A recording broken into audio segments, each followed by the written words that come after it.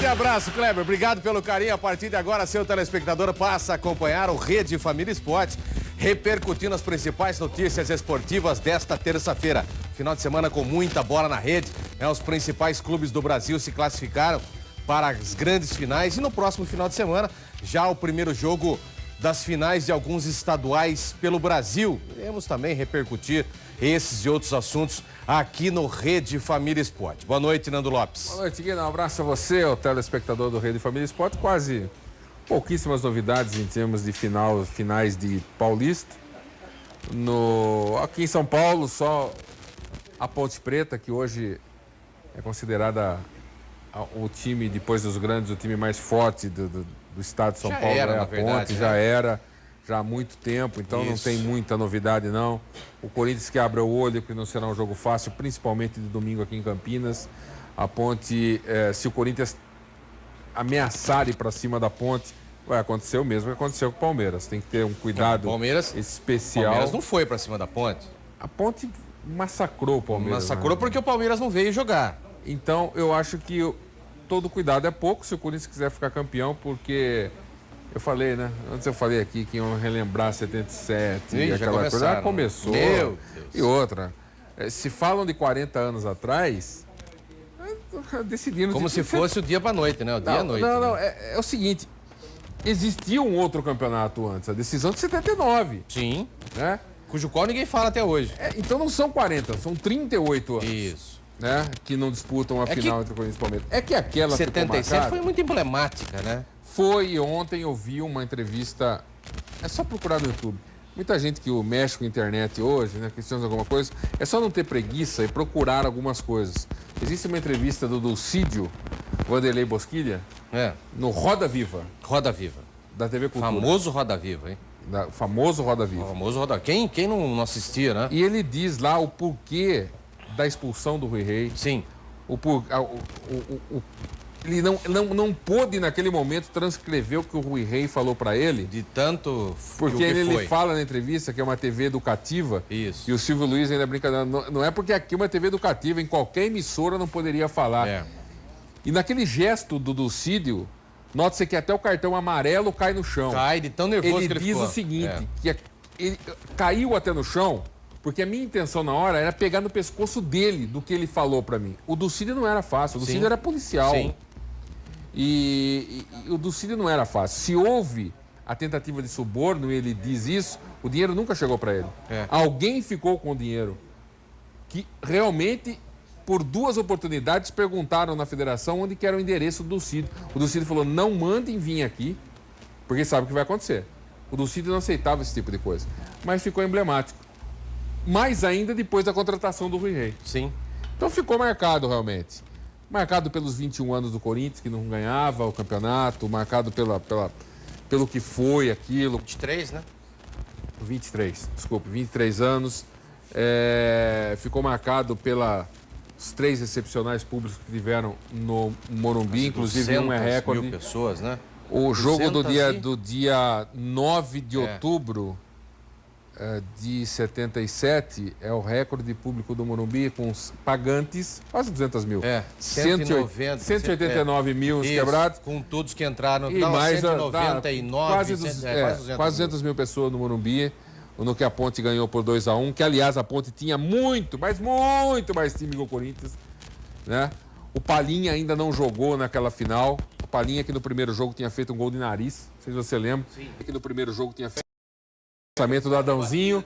No lançamento do Adãozinho, achou Palinha na corrida, ele bate no cara e bate na riseta. Bate e volta nele. No último jogo ele estava contundido, tanto é que ele não sai no gol. Foi muito emblemático. Foi emblemático. Né? A palavra é essa, emblemático. Emblemático. Então por isso que todo mundo lembra disso. E vai ser uma grande final, justo o seu primeiro jogo aqui, justo. Aliás, Nando, eu acho que esse título de 77, de todos os títulos, de todos os campeonatos do Brasil, eu acho que é o título mais do Brasil lembrado.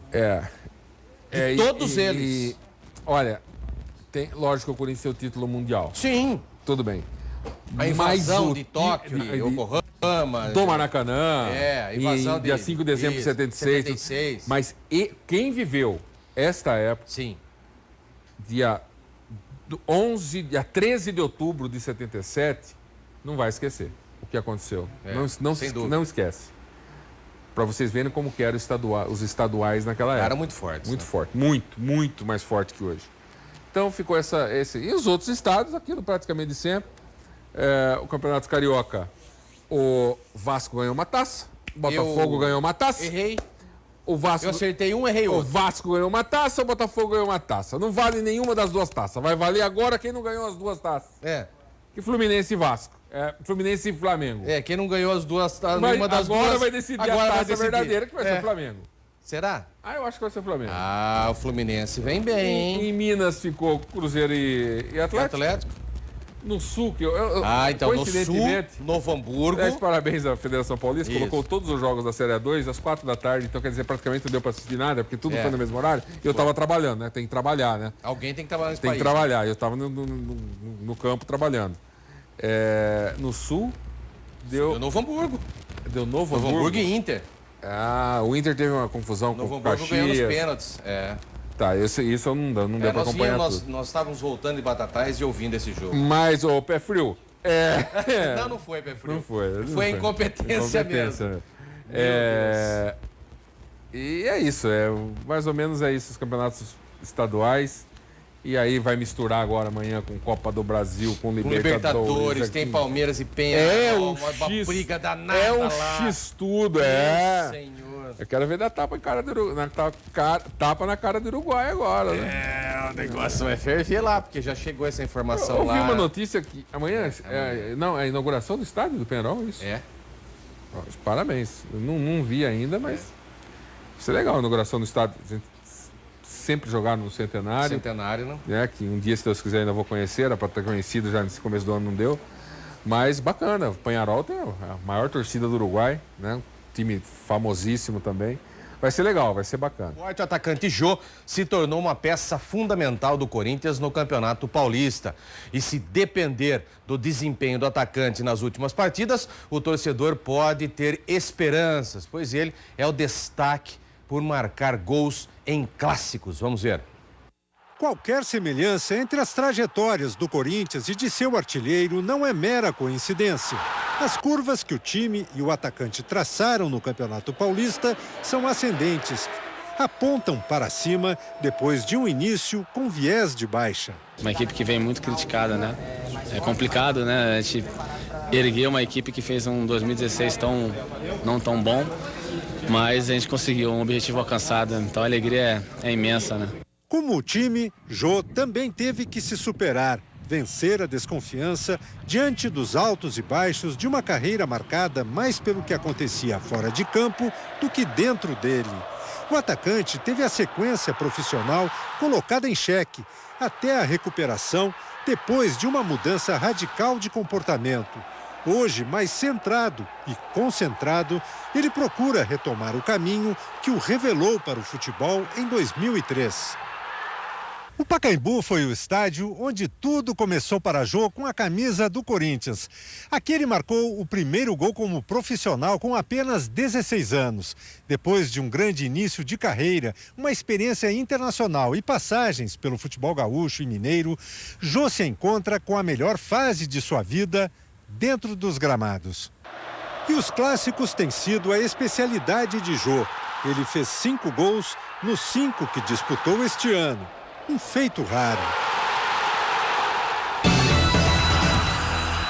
Ô, Nandão, tá aí a matéria feita com o Jô, realmente merecido, porque eu lembro quando da contratação do Jô, no ano passado, ainda foi uma contratação onde o Jô estava há muito tempo sem jogar, e o que desceram o pau, né, a imprensa hoje, desceu a lenha na contratação do Jô, porque onde já se viu trazer um cara que não tinha dado certo no lugar, mesmo sabendo que o jogador havia se regenerado, havia voltado para a igreja, a mãe tinha pedido para que ele largasse essa vida, a esposa também.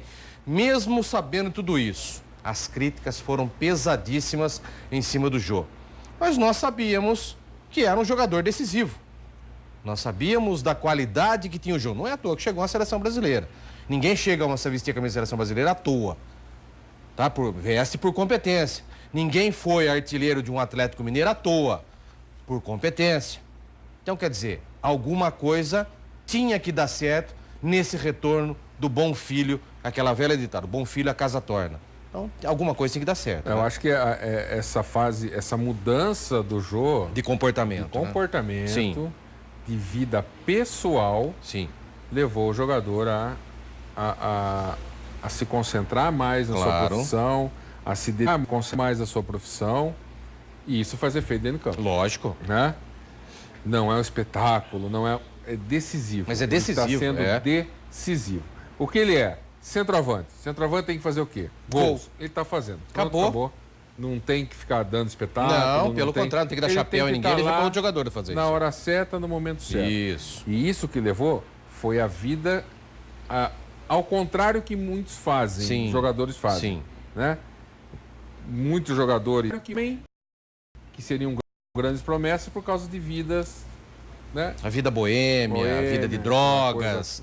Porque tudo na vida do jogador é muito mais fácil, muito mais simples, né?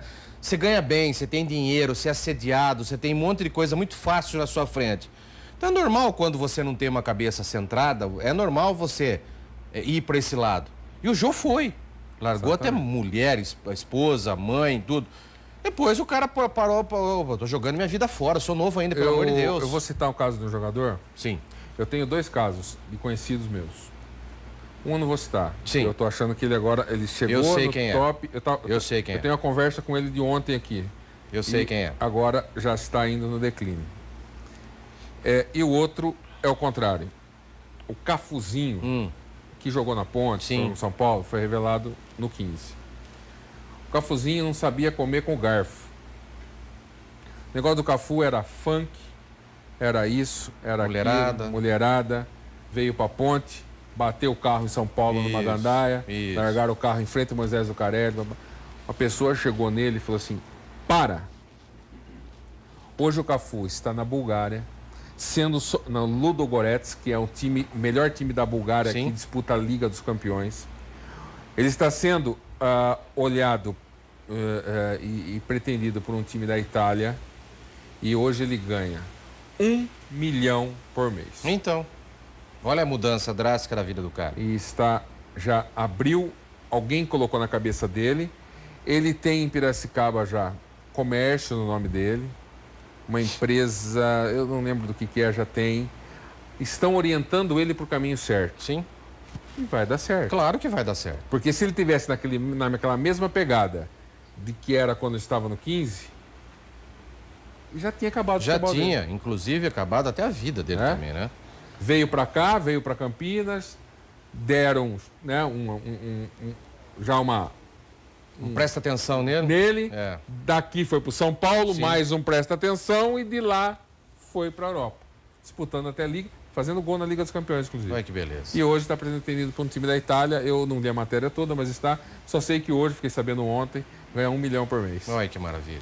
São exemplos, né? E que sirva de exemplo também para essa garotada que perdem de hoje. Tudo, então, para essa garotada de hoje que acha que a vida de boleiro é a vida de boêmio, é a vida de bebida, é a vida de droga, é a vida de sexo e a vida de muito mais. Não é assim.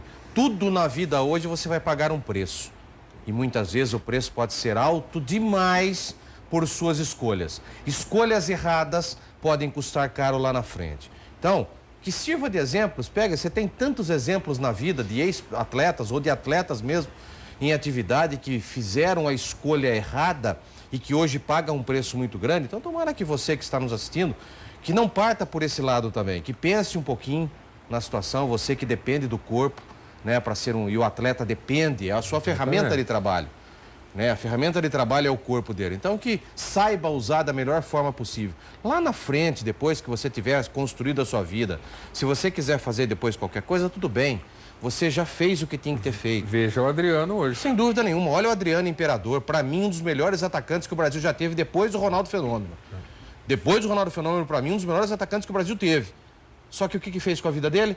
As escolhas fizeram com que ele acabasse com a vida precocemente, a carreira futebolística dele precocemente. E logo já acaba o dinheiro. Lógico, o dinheiro não leva desaforo para casa, dinheiro acaba, não leva desaforo para casa. Então que sirva de exemplo para você que é garoto, para você que é jovem, que ainda pensa em ser um jogador de futebol, um atleta de alto nível, a dedicação, o afinco, né? Isso tudo tem que ter em mente que você depende do teu corpo. E a Ponte Preta, segundo o time mais antigo do país, jamais conquistou um título importante, mas para os torcedores, essa é a hora de derrubar esse tabu. Põe na tela. Moisés Lucarelli. O estádio da Ponte Preta foi construído há 68 anos. Mas o time é mais antigo ainda. Foi fundado em 1900. E até hoje, nunca conquistou um título nacional, nem foi campeão paulista. Agora, em 2017, depois de passar por muitos times, entre eles Palmeiras e Santos, só tem o Corinthians pela frente. E já está definido. O primeiro jogo da final do Campeonato Paulista vai ser aqui em Campinas. Daqui a 5 dias, começa a última etapa, em busca da primeira estrela de campeão a ser colocada em cima do escudo da Ponte Preta. Na cidade, a partir de hoje, este deve ser o local mais concorrido. Eu estou otimista e a Ponte vai ser campeão ainda, se Deus quiser, em cima do Corinthians ainda. Tá aí, fizemos a matéria no lado do Corinthians, né, mostrando aquilo que o Corinthians pretende, né, que é um título, reeditando 1977. E agora o lado da Ponte Preta, que também volta com essa ideia de 77, justamente para uma vingança, né, entre aspas, né, daquilo que aconteceu em 77. Eu acho que essa questão de vingança para os torcedores mais velhos, os torcedores mais velhos, é o seguinte, eu acho que é o inconformismo. Sim. Por ter um time tão forte naquela época, e era um time muito superior ao do Corinthians, sim, mas muito superior, e ter perdido o campeonato. Em 79 já não, já é a era Sócrates. O Corinthians tinha um time muito já melhor. Já tinha Sócrates e Palinha. Ganhou na experiência. Exatamente, aí não teve para ninguém. Né? Na força da camisa. Teve 81 com São Paulo, sim, que o São Paulo era pau a pau. E em 2008 o Palmeiras era melhor que a Ponte. Mas o de 77, a Ponte era infinitamente melhor. Veja os jogadores da Ponte daquela época, Deus. Carlos, Oscar, Polozzi, Dicá, viu? Né? Eu acho que é mais por isso. Porque aquele título era para ser da Ponte, se fosse... Porque o Corinthians fez um campeonato muito irregular. O Corinthians fez um campeonato muito irregular, perdeu por 15 de Jaú por 3-0 lá, saiu maior confusão, perdeu vários jogos, perdeu de 4-0 do Guarani no Morumbi de manhã, um jogo domingo de manhã. Eu tinha 11 anos, eu lembro tudo, facilmente de tudo que aconteceu naquela época. Tenho recortes do que aconteceu. O Corinthians era muito irregular. O Corinthians ganhou o primeiro turno contra o Botafogo de Ribeirão. Sim. Antigamente tinha primeiro segundo turno, blá, blá, blá. Depois era uma confusão com o regulamento e foi para a final com a Ponte. Mas o time da Ponte, eu acho que é esse inconformismo. Não acho que foi tanto pelo caso do Rui Reis. Não, acho que não. Né? Porque ele fez uma falta e xingou o Ducídio de uma forma... veemente. Exatamente. O Ducídio, todo mundo sabe que, né, era o que era, não tinha conversa com ele. O Ducídio não era armado, pô. Então, é mais por isso. Eu acho que é esse lado que eles veem, e aquele título era para ser da Ponte. Né? Então... acho que mais é por isso, não por causa de roubo, de caso de... Como é que você analisa hoje os dois elencos de Ponte Preta e de Corinthians? Muito iguais. Iguais? Muito iguais. Pelo que a Ponte está jogando. A Ponte, pelo que eu acompanhei depois, na segunda, no domingo não deu para acompanhar. Na segunda-feira, não fez um jogo legal contra o Palmeiras, não. Só que aqui ela arrebentou. Campinas então, mas arrebentou porque quem não jogou foi o Palmeiras.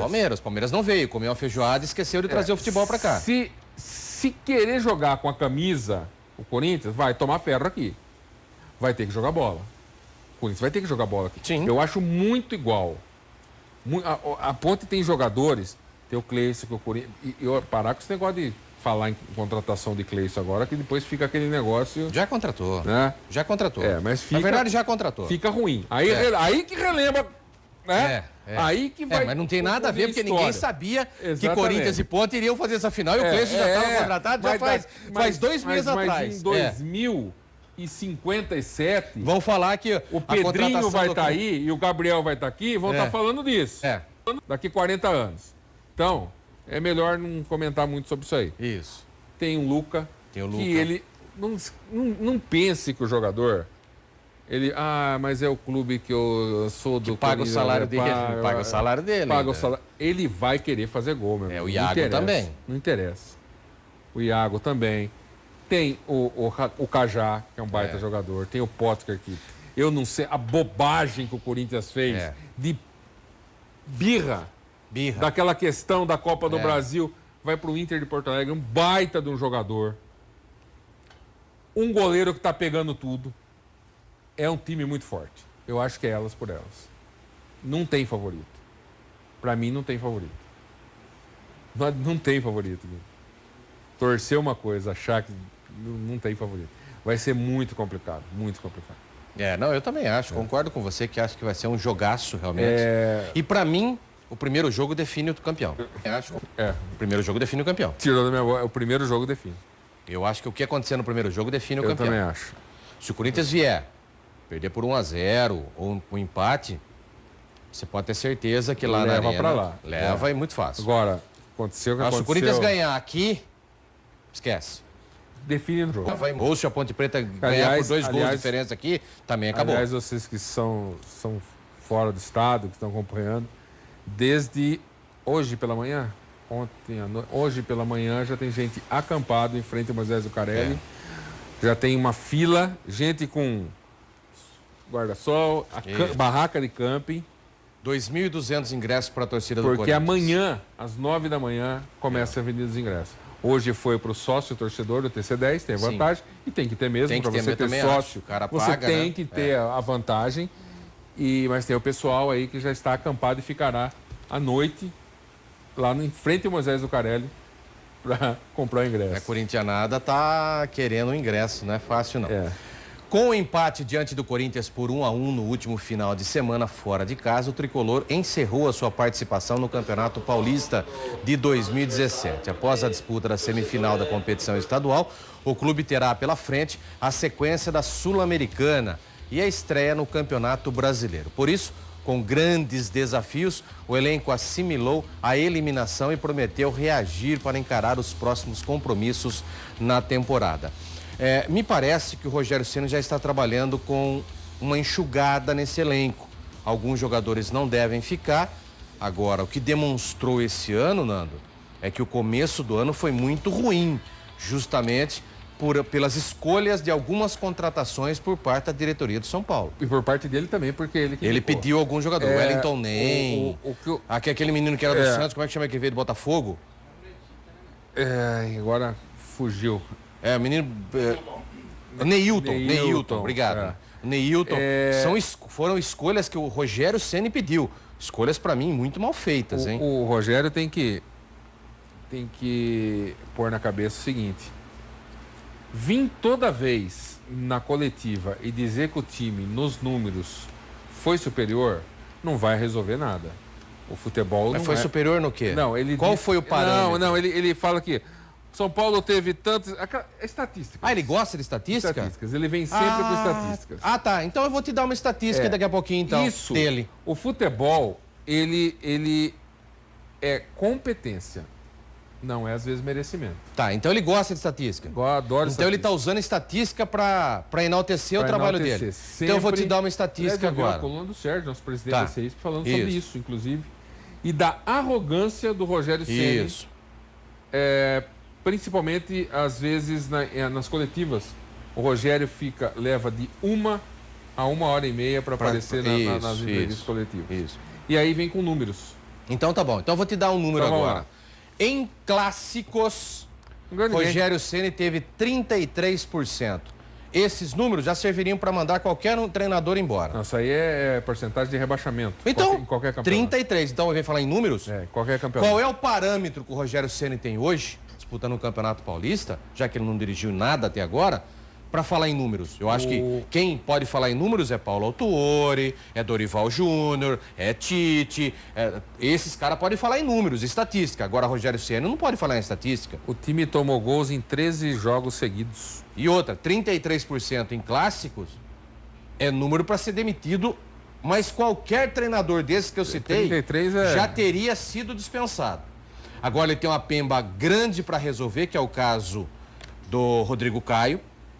O procurador do Rodrigo Caio está nervosíssimo, porque diz que o Rodrigo Caio foi hostilizado, não só pelo Rogério Ceni, mas como por todos os atletas do grupo, ele chegou a ser trancado fora do vestiário após o jogo, no intervalo do jogo do Corinthians. Isso. E o Rodrigo Caio está muito chateado com isso. Talvez nem renove o seu contrato. Eu acho que... Não, ele já tinha renovado, talvez ele não fique mais no São Paulo. Não fique mais, pretenda ir para a Europa. Ele não tem mais confiança no grupo, né? Nos jogadores que atuam com ele. Aliás, trairagem ninguém suporta. E o que fizeram com o Rodrigo Caio foi trairagem. Eu também acho que foi uma trairagem. Não dá nada. Né? Porque para mim, uma coisa, e eu fui contra quando o próprio Arthur esteve aqui, o Arthur é contra aquilo que o Rodrigo Caio fez. Eu sou super a favor. Aliás, a vida, se nós tivéssemos na vida homens extremamente honestos, o futebol seria outro. O mundo seria outro. O mundo seria outro também. Entendeu? Mas tem pessoas que defendem essa situação. Como teve a maioria dos jogadores do São Paulo que não defenderam a postura do Rodrigo Caio na hora que ele assumiu. Colocando até a culpa. Tá vendo? O Jô fez gol agora, nos eliminou. É nada, não é assim também não. E outra, por falar no Jô, deixa eu falar, agora já passou, hoje é terça-feira já. E o Flávio Guerra cansou de dizer isso aqui, que a regra mudou, né? A regra mudou. Então, vocês, comentaristas aliás, os comentaristas, está na hora já de ler um pouquinho de regra também, não? Os analistas de Facebook agora, né? Tá na hora de ler regra também. Já passou do tempo já. Aliás, hoje eu vi um negócio, os caras discutindo, viu? Isso aí já foi falado, a regra mudou. E tem um momento claro que é uma foto que mostra que toca na cabeça. E outra, o movimento. Toca na cabeça do prato. Ele faz isso aqui, ó. E naquele momento é que vale, já não estava impedido. Já não estava impedido mais. Uma coisa é você a bola bater involuntariamente no jogador e sobrar para fazer o gol. Aí tem que se aplicar da regra, impedimento e acabou. Isso. Uma coisa é o jogador tentar tirar a bola e essa bola caiu no pé do adversário, é gol. Ele Quer dizer, até quando vai esse monte de comentarista que fica sentado com o bumbum lá dentro e não lê regra, mudança de regra, tá na hora já, hein? Ó, o Flávio, quando estava aqui, a gente dava aula de regra aqui. Acho que foi o primeiro. Aulas de regra, foi. Da mudança foi o primeiro que falou disso. Foi o primeiro. A gente dava aulas de regra. Então, ó, assiste aqui. Né? Que eu também sei regra. Então assiste aqui que a gente fala um pouquinho para vocês também. Se não sabe comentar a regra, a gente dá um toquezinho também. Foi visível isso daí, então. E para as pessoas que falaram assim... Bom, se bem que o João não estava impedido, mas... Supostamente, vamos dizer que o jogo estava impedido. Mas ele não teve fair play. Aí quem tem que marcar é o árbitro. Não tem nada a ver fair play. Aí é um lance que o jogador ele não vai saber na hora. Ele vai parar no jogo. Não vale aqui, não vai. Aí ele não sabe? Aí o árbitro tem que decidir. Lógico. Ele tem que fazer o dele, botar para dentro. Cabe ao árbitro e ao assistente anular ou não. Anular ou não. Aí é totalmente diferente. Vamos ver os jogos da Libertadores de América. Amanhã nós teremos jogos, né, da Libertadores de América. Então... No grupo 1, somente no dia 2 de maio, tá? Então, Atlético Nacional e Estudiantes e Botafogo e Barcelona de Guayaquil, às 21h45. No grupo 2... Eu vou trazer uma camisa para o senhor colocar aqui, hein? Tá. É tipo aquelas camisas do Zenon, hein? Eu ganhei uma camisa do Barcelona de Guayaquil? De um amigo meu, do Plínio, que foi para o Equador. Eu vou trazer aqui para o pessoal ver. É realmente muito bonito. Pode trazer. Grupo 2, The Strongest da Bolívia e Sporting Cristal.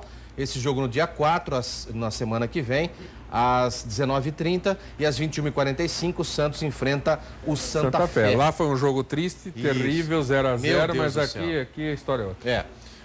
Virando a página, nós vamos ver no grupo 3, no dia 26, Melgar e Independente Medellín, esse jogo às 9 da noite. E no dia 10 de maio, River Plate e Emelec. No grupo 4, São Lourenço e Universidade Católica, esse jogo no dia 25. E Atlético Paranaense e Flamengo na quinta-feira, dia 26. Não, amanhã, né? É. Então é amanhã. Tá? Amanhã, quarta-feira. Isso, quarta-feira. Atlético Tucumã e Jorge Wilstermann jogam daqui a pouquinho às 7h30, no grupo 5. Penharol e Palmeiras amanhã às 21h45. Grupo 6 também amanhã, Atlético Mineiro Libertad do Paraguai, Esportes Boys da Bolívia e Godoy Cruz jogam na quinta-feira, 21h45. O Atlético tem a chance de devolver a derrota. Isso. Eu acho que o jogo mais emblemático, vai mais ser complicado. vai ser o Penharol e o Palmeiras. Eu também acho. Zulia e Lanús no grupo 7, esse jogo na quinta-feira. 4-0 pro Lanús. E Nacional do Uruguai e Chapecoense jogam também na quinta-feira às 7h30 da noite. No grupo 8, Deportes Iquique e Zamora né, daqui a pouquinho. Esse jogo já foi. Opa, vamos ver aqui no portal do Futebol Anterior. E Grêmio e Guarani do Paraguai, esse jogo na quinta-feira, 21h45. Cada vez você fala Guarani do Paraguai. Guarani você já fica com uma você dor falou na espinha, Você né? falou da Chapecoense aí? Isso, falei. Defenderam a postura Chapecoense. O que aconteceu? Fala pra nós. A torcida do... Tem uma meia dúzia de torcedores aí. Meia dúzia não, né? No final do jogo, final do Campeonato Catarinense, no final do jogo, alguns torcedores da torcida do Criciúma que deveriam ter vergonha de desistir. Não foi a final ainda, né? Mas a final é agora. Aí, Não, a final é agora. Começaram a gritar, abastece o avião. Tá em todos os portais, é fácil identificar as pessoas. Ô CBF, tem que tomar uma providência. Também acho. Cadê o negócio? Cadê a emoção, a compaixão que todos tinham? Acabou. O clube tem que ser punido. Também Eu acho que o Criciúma tem que ser punido. Pela hostilidade da sua torcida. Isso não se faz. Foi nojento o que a torcida do Criciúma fez. Concordo com você. Vamos ver quanto foi esse jogo aqui do campeonato. Eu já passo para você. Da Libertadores. O Palmeiras realizou na tarde desta segunda-feira, na Academia de Futebol, uma atividade tática em preparação para o duelo contra o Peñarol do Uruguai. Nesta próxima quarta-feira, às 21h45, no estádio Campeão del Siglo, em Montevidéu, pela primeira fase da Conmebol Libertadores. O Alviverde trabalhou, entre outras bolas aéreas, posicionamentos e marcações. Na parte final, o elenco aprimorou finalizações. Na sequência, o grupo jantou no refeitório do Centro de Excelência e embarcou para a capital uruguaia na noite desta terça-feira. O atual campeão brasileiro treina no estádio da partida em movimentação aberta para a imprensa. O Verdão é o líder do grupo 5 do torneio continental com 7 pontos. Na última rodada, atuando no Allianz Parque, os comandados do técnico Eduardo Batista derrotaram o mesmo Peñarol por 3-2. Gols de Dudu, William e também Fabiano. Olha, antes de falar do Palmeiras, começou agora de pouco o jogo do grupo do Palmeiras, 5 minutos, 0-0. Quem diria, hein? Deportes, Iquique e Zamora. Você não dá nada para esse jogo, né? É mais ou menos 3-0 Taboão da Serra e Suzano. 4-3 pro Deporte Iquique. Caramba, acabou. 7 gols? 7 gols. Pro Deporte Iquique. Pro Deporte que já acabou o jogo. 4-3 pro Deportes Iquique do Chile, em cima do Zamora da Venezuela. É um jogão. 4-3, pelo amor de Deus. E o Palmeiras aí, com relação à reportagem, tem que se acertar internamente, porque a coisa não está boa. Então, eu já ia te perguntar isso agora. Foi bom você tocar no assunto. Hoje, lendo algumas informações, né? Mas tá feio. Então, e tudo pivô de quem? Quem é o pivô de tudo isso? Borja. Borja. Borja. Se tivesse uma lousa aqui não tem uma lousa. Não tem uma lousa. Tá. B-O-R-J-A. Borja. Bem Piracicaba. Esse é de Piracicaba. Bem de Piracicaba. Borja. Que Borja. Como eu não sou de Piracicaba, Borja. É ali também, viu? É ali, ó. Tá? É limítrofe. Não tem essa, não. Mas o grande pivô, aliás, ontem o Arthur Eugênio estava aqui, ele lembrou. Acho que foi o único comentarista do Brasil que falou que esse cara não iria dar certo aqui. Fui eu. E todo mundo desceu a lenha. Eu falei que é um bom jogador. Estão trazendo um cara, não é tudo isso. Fica com o que vocês têm. Não manda embora o que vocês têm, que é um belo de um centroavante. Mas o que ele mostrou lá, contrataria fácil. Uma coisa é jogar lá, uma coisa é jogar lá, a outra coisa é vir pro Brasil e fazer aquilo que fazia lá. Então calma, que as coisas não funcionam dessa maneira. Mesma coisa do Guerra. Uma coisa é jogar lá, ser o camisa 10 lá, outra coisa é ser camisa 10 aqui. Mas se você tiver problemas internos lá, também você não vai render. É que está acontecendo problemas dentro do Palmeiras. Dentro do Palmeiras. Eu sei que está acontecendo. E depois do bicuda na garrafinha d'água. Eu com uma baita sede domingo, o cara metendo bicuda na garrafinha d'água.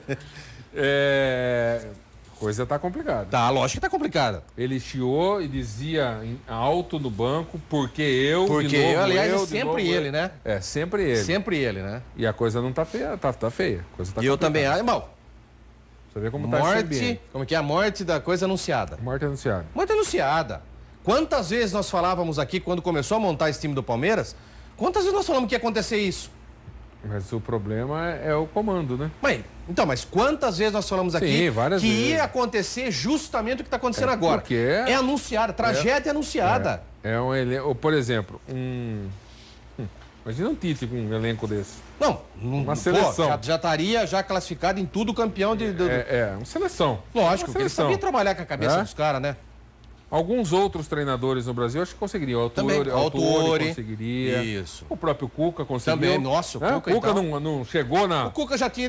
Cuca não chegou na igrejinha limpou a igrejinha e mandou quem tinha que mandar embora. Campeão brasileiro? Isso. Então, eu acho que, não sei não, hein? Em qualquer outro lugar, com outra situação... Mas 3 tamancada no Campeonato Brasileiro, infelizmente vai sobrar para o Eduardo. Não, mas eu acho que é na Libertadores, né? Não, mas a Libertadores vai. Para essa primeira fase vai bem. Porque se a gente analisar o Palmeiras, e tem time para ganhar a Libertadores de cabo a rabo, mas olha, era para estar com 3 pontos, hein? Ia estar numa situação complicada no jogo. Se não tivesse ido um dos tempos aos 54, o outro a 345 minutos do tempo. 2 dias depois? 2 dias depois. Que está com 3 pontos e ia jogar fora amanhã com o Peñarol. Se perdesse, poderia ser desclassificado. Então, complicado. Já que nós falamos em Paulo Tuori, em coletiva, o técnico do Atlético Paranaense comentou sobre o jogo contra o Flamengo pela Libertadores. Vamos ouvi-lo. É decisivo não, é determinante, né? Em relação àquilo que nós queremos, que é a classificação, assim como também para o Flamengo. Não é decisivo porque o número de pontos num grupo tão equilibrado como esse tem se apresentado não deverá ser muito alto, né, para a classificação dos 2 primeiros. Mas creio ser determinante, sim, como são todos os 3 pontos. Agora, existem momentos chaves na competição, em todas as competições, né? E eu creio que esse, para ambas as equipes, é um momento chave. Esse jogo a jogo, todos nós trabalhamos em cima do jogo a jogo, né? Todos nós. É impossível você deixar de trabalhar para o jogo seguinte. Agora, lógico que ninguém deixa de fazer as contas. Não creio que ninguém faça as contas, até porque em tudo na vida tem uma estratégia e você tem que colocar isso em prática, tanto em relação ao jogo em si, como naquilo que você planeja e projeta para a equipe. Então, logicamente que sabemos que 2 vitórias nos deixarão em condições muito boas. Mas como é que nós poderemos pensar na segunda se ainda não jogamos a primeira? Aí sim entra o pensar o jogo a jogo, ter o foco presente nesse momento. Né? Tanto o Flamengo quanto nós temos a mesma situação em relação a finais dos campeonatos estaduais e momentos determinantes, chaves, né? como falamos anteriormente, na Libertadores. Então, acho que tem tudo para ser um grande jogo. Acho que a atmosfera vai estar excelente, como deveriam ser todos os jogos, em que, infelizmente, não é isso que acontece. A arena vai estar linda, vai ser uma grande festa. A torcida do Atlético já nos acostumou a isso. Nós temos sempre que agradecer o forte apoio que ela nos dá. A torcida do Flamengo, a gente sabe que comparece e leva a equipe. Então, tem tudo para ser um grande jogo. Eu espero que, acima de tudo, seja um excelente jogo e uma propaganda positiva para o futebol, demonstrando que também se podem fazer grandes espetáculos aqui, desde que todos os intervenientes estejam pensando em crescer e não enfraquecer os demais para poder reinar. O Nandão, bom treinador, eu gosto muito do Paulo Tuori. Olha, sabe falar, sabe se portar, sabe conversar. Os times dele sempre fazem, tem bons resultados, boas campanhas. Quem não se lembra, o Tuori montou o time de São Paulo, que foi campeão do mundo em 2005. Isso. Né? É um treinador que vale a pena investir, né? Eu gosto uma coisinha que falta para chegar top dos tops. Eu acho que falta uma reciclada. Fazer aquele ano sabático que o Tite fez. Mas sabe conversar, expõe, coloca, tá com, né? Respondeu agora a pergunta do repórter. Gentilmente, né? Fosse outro, já daria no meio do repórter. Eu tenho que pensar em ganhar a primeira. E não vai ser fácil. Aliás, o Flamengo vai embalado, tem um time bom, tem um excelente time. Mas olha, o Paulo Tuori realmente é um cara que... É legal ver as entrevistas dele. Eu gosto. Bem diferente do Oswaldo Oliveira. Meu pai. Com a classificação garantida para a final do Campeonato Carioca, após o trunfo de 2-1 sobre o Botafogo no último domingo, as atenções do Mengão se voltam novamente para a Libertadores. A preparação para o confronto contra o Atlético Paranaense teve início nesta segunda-feira, em atividade realizada no campo de grama sintética do Centro Cultural e Esportivo Israelita Adolfo Bloch, na Barra da Tijuca. Em busca de uma melhor adaptação ao tipo de gramado da Arena da Baixada, onde ocorrerá a partida, os atletas rubro-negros realizaram trabalhos que constituíram na troca de passes, domínio de bola e movimentações desde o aquecimento, que também envolveu exercícios de ativação muscular e alongamento. Da mesma maneira, o treinamento comandado pelo preparador de goleiros Vitor Hugo teve foco nesta melhor ambientação, principalmente em relação à velocidade da bola nos chutes em contato com o solo. Em seguida, o treinador Zé Ricardo orientou o grupo em atividades de destaque, de defesa contra o ataque. E também as finalizações, que fechou. A delegação rubro-negra seguiu viagem para Curitiba nesta segunda-feira. E hoje, terça-feira, o mais querido fechou preparação para a partida com atividade na Arena da Baixada. Tá aí, o Flamengo fez certo, né? Se aclimatando a um piso que se assemelha um pouquinho ao que vai encontrar lá na Arena da Baixada. E fez o correto, o correto. Vem aí, desliga a chave do Campeonato Carioca, que vai para a final. Tem um excelente time. E ontem eu cheguei à tarde, né? Liguei a televisão, vai fuçar lá algumas coisas, esporte. E o Flamengo estava indo para o aeroporto. 3 mil, vocês não tem o que fazer também, né? Mas em todo caso, 3 mil torcedores acompanhando em comboio. É sério, isso eu vi, eu não acreditava. Em comboio, o Flamengo para o aeroporto de Santos Dumont. É uma idolatria que realmente você, né? Não tem o que fazer, né, às vezes. Mas era molecada. Mas tem muita gente que não tem o que fazer. No país tem muita gente que não tem o que fazer. Mas tem que interromper áreas comuns do aeroporto ali e tal, aquela coisa toda. O pessoal tá empolgado, hein? O pessoal tá empolgado para Libertadores. Tudo isso? É para chegar muito longe na Libertadores também. Eu acho que esse ano a Libertadores para o time brasileiro vai ser os brasileiros vão chegar. Será? Eu acho que sim. O Atlético Nacional, que poderia não estar essas coisas mais, talvez nem classifique. Os times da Argentina não se emendam, não vai. A crise no Campeonato Argentino, na Federação Argentina, está muito grande. O Lanús, né? O Lanús também. O Lanús também, mas pegou o time da Venezuela, goleou tal, aquela coisa toda, mas está complicado. River. Tem o River, não tem o Boca, mas tem o River. Que é um time de tradição, camisa. Tem que abrir o olho. Eu acho que dos outros só com o River. Os outros estão muito fraquinhos, muito fracos. E tem as surpresas que todo ano aparecem. Né? Aparece um, Um Independente Del Valle da vida. Então. Sempre aparece um. Mas acho que os brasileiros chegam em massa. O Atlético Mineiro terá um jogo importante amanhã pela Libertadores contra o Libertad. E o lateral Fábio Santos comentou sobre esse confronto. Vamos ouvi-lo. Partida de amanhã no Independência, casa cheia novamente, aquele clima de Libertadores que a torcida do Atlético cria ali no Horto. Jogo importante para o Atlético reassumir a liderança desse grupo 6, né? Boa tarde a todos. Sem dúvida, né? A gente sabe da importância do jogo, a gente precisa conquistar esses 3 pontos, até porque uma derrota fora de casa, ficamos um pouquinho atrás, né? E um confronto direto com o Libertad, então a gente tem que somar esses pontos e a preparação vem sendo bem feita em cima disso para conquistar esses 3 pontos de uma maneira organizada, né? Assim como a equipe vem jogando e ter certeza que tudo vai dar certo. Fábio, a questão climática foi um fator muito abordado por vocês depois do jogo lá. Acho que talvez vocês não esperavam o gramado naquela situação. O quanto essa vitória sobre a URT por 3-0, da maneira que foi, vocês demonstrando o tempo todo a união do grupo na comemoração dos gols, interfere de forma positiva para essa partida de amanhã?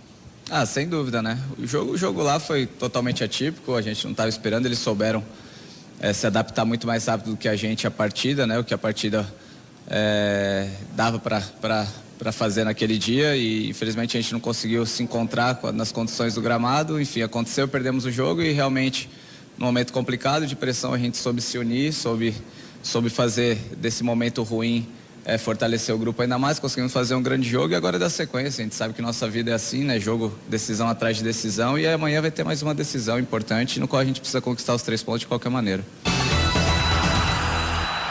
Mano, tá aí um time que a gente já conversou bastante, que pra mim uma decepção danada o trabalho do Roger Machado ao comando do Atlético Mineiro. Nós vamos ter que falar de novo, para estar acontecendo algum problema interno, né? Será? E o Fábio Santos é interminável, né? Joga muito ainda. Joga muito ainda, né? Mas tem a chance de recuperar aí. A derrota pro Libertad lá foi surpresa. Foi. Surpresa, né? Também não jogou nada, hein? O time do Atlético Mineiro é quase uma seleção, né? Como a gente falava antigamente. E é inadmissível ter perdido para um time, né, quase sem tradição. Sim. É a chance de recuperar agora. Vamos ver amanhã se é algum problema, se não é. Eu, sinceramente, conversando aqui com o Zenon, com o próprio Arthur Eugênio, quando foi anunciada a contratação do Roger como treinador do Atlético, eu falei, nossa, e o ano passado você sabe o quanto que eu fui contra ao trabalho do Marcelo. Achei que o Marcelo, no passado, não era o treinador para aquilo, né, para o elenco que tinha o Atlético. E era verdade mesmo, não tinha e não tinha. Vai fazer o quê? O Marcelo não soube trabalhar com aquilo que tinha nas mãos. Por isso que patinou para mim, o virtual campeão do Campeonato Brasileiro do ano passado era o Atlético Mineiro. Só que, infelizmente, não tinha um treinador à altura, por isso patinou e não conseguiu ser campeão. Agora, esse ano, quando da contratação, e eu lembro que o Corinthians ainda queria... Foi uma briga para ter o Roger. Justamente. E aí, por ter mais dinheiro, por ter um momento financeiro melhor, o presidente Nepomuceno foi lá e trouxe. Não, é meu. Pronto, vou resolver meu problema. E eu achei, por um instante, que a presença do Roger Machado transformaria o Atlético Mineiro naquilo que eu imaginava. Mas, infelizmente, eu ainda não consigo ver o Atlético. Não sei se alguns jogadores não estão casando com aquilo que ele quer, tá? Ou a falta de experiência também do Roger, porque para mim vamos colocar as coisas certas. Só dirigiu o Grêmio. Só o Grêmio. Então, pode ser que a falta de experiência do Roger esteja impactando agora no trabalho dele diante de um time de contradições igual o Atlético. Pode ser... O Roger era do Grêmio. Sim. Foi jogador do Grêmio. Sim. Talvez possa acontecer com o Roger o que pode acontecer com o Rogério. Sim. A identidade que ele tinha com o Grêmio era tanta que ele acabou dando certo. Exatamente. Ele acabou dando certo. Pode acontecer isso. Eu também acho. E esse é um exemplo que pode acontecer com o Rogério. Ele não vai treinar outro time a não ser o São Paulo. Ninguém vai querer, a não ser time do interior. Time grande, o Santos não quer. O time do interior não vai ter bala. O Palmeiras não vai querer, menos o Corinthians. Exatamente. Lógico, é daqui para fora. Não, daqui para fora. Outros estados, tudo bem. Ou fora do país. E pode ter acontecido com o Roger a mesma coisa, porque eu acho que deveria ter dado um tempo a mais, né? Experiência pro Roger. Então, muitos ele se destacou tanto. Chamou atenção. Foi uma briga tamanha que foi uma corrida para... como você falou, é meu, acabou. Acabou.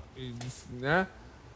E agora não encaixou. Muita cobra criada. Eu sinceramente estou ainda decepcionado. O problema do Fred com o Robinho. Então, outros problemas. A saída do Lucas Prato. Isso para mim ficou tão mal... Mas ficou tão mal que até hoje ninguém explicou ainda. Lógico que a gente sabe algumas situações, né?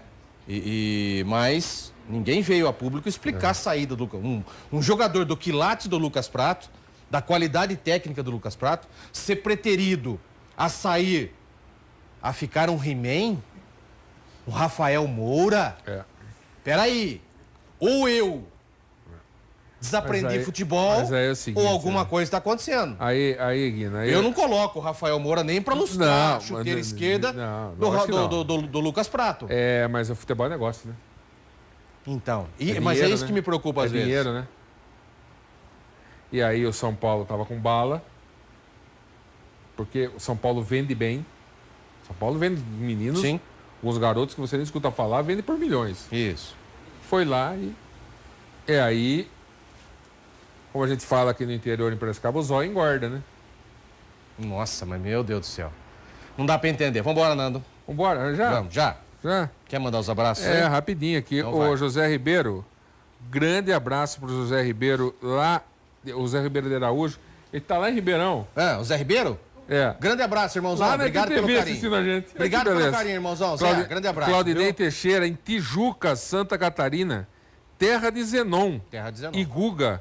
Grandes havaianos, torcedores. O Manuel Carvalho tá ligado no programa junto com a esposa, um abraço para Manuel Carvalho, a Lúcia Tabarelli e o Marco Antônio Pedroso, que hoje está em Sumaré. Sim. Ele estava lá em Tararé, mas hoje está aqui pertinho, em Tararé, na casa dos pais dele, assistindo a programação. E também o Marco Antônio Ferreira, o Saulo já está recuperado. Que bom, né? Que Sofreu um infarto. Que bom. Ídolo do Graças Paraná. a Deus. Já está recuperado. Um abração para ele. Grande abraço a você de todo o Brasil que esteve em nossa companhia nesta terça-feira. Lembrando que amanhã nós estaremos de volta. Amanhã nós não teremos a quarta do craque. Zenon está foi fazer uma cirurgia nas cordas vocais. Então, cantor agora. Durante 2 semanas nós não teremos. É porque a gente deixa pro Zé, né? Quarta-feira do craque é o craque que tem que trazer o craque, outro craque, né? Então, nós estaremos amanhã com um convidado especial, mas teremos o programa normalmente às 7 da noite com o Rede Família Esporte em sua segunda edição. Tenham todos uma ótima noite. Até amanhã. Tchau.